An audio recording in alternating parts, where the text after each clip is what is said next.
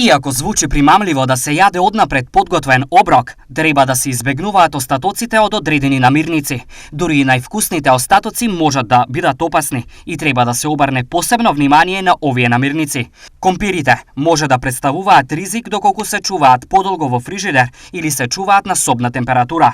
Печените компири завиткани во фолија се особено штетни, бидејќи им даваат на бактериите идеална средина со ниска содржина на кислород за раст. Голем број случаи на труење со храна, поврзани со остатоци од ориз, доведоа до зголемена свест дека оризот содржи микроорганизам наречен Bacillus cereus, кој се размножува на собна температура.